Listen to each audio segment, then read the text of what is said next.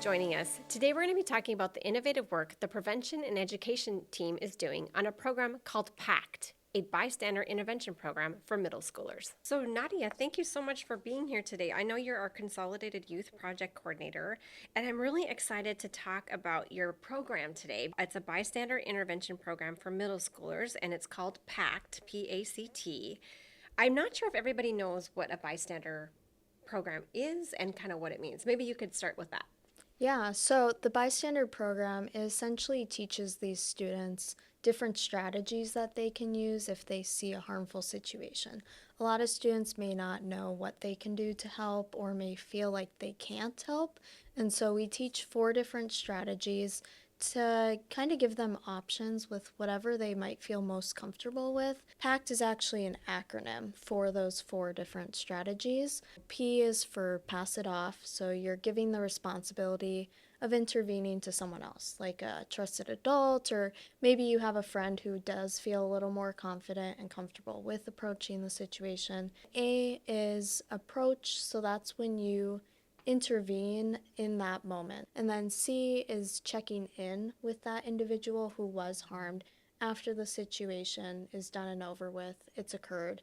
And then the final one, T, is for turn attention. So you're doing something to get the attention away from that situation. So maybe you drop a bunch of books in the hallway to create a distraction.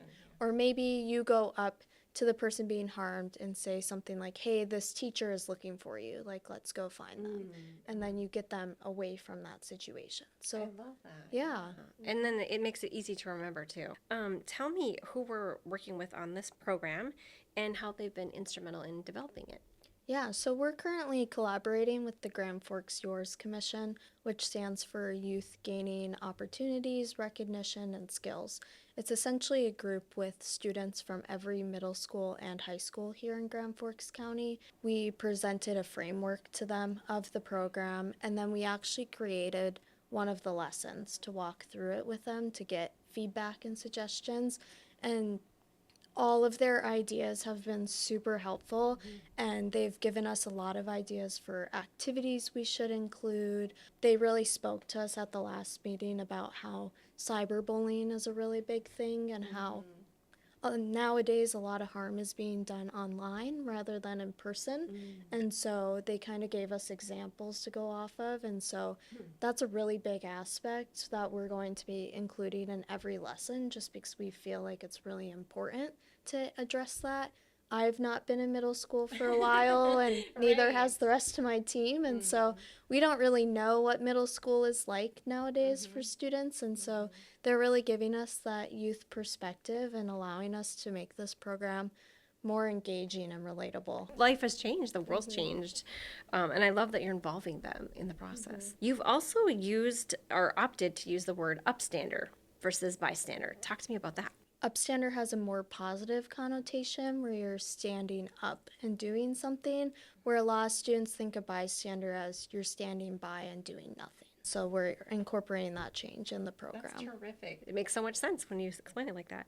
How about the goals of the program? So our primary goals are to increase upstander behavior in the schools and then also decrease harmful behaviors we are seeing, like bullying and dating violence. And then our secondary goals are to increase school connectedness while also increasing classroom climate.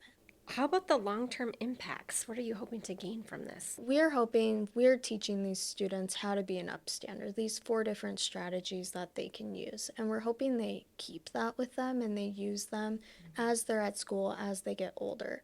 And as they're doing that, they're also sharing that information with others and essentially being a role model for the other students in that school. As the number of upstanders increase, harmful behavior is going to decrease. So our schools are going to be safer for all students that are going there. But then we're also hoping as they're using it as they get older, it also contributes to the safety in our community. And so in the long run, Grand Forks community will see a decrease in those harmful behaviors as a whole, not just in the schools, but the community too. Absolutely. And what a gift to have it start in middle school and then translate to high school and college, and hopefully we'll stop this train, right? That's what we're trying to do.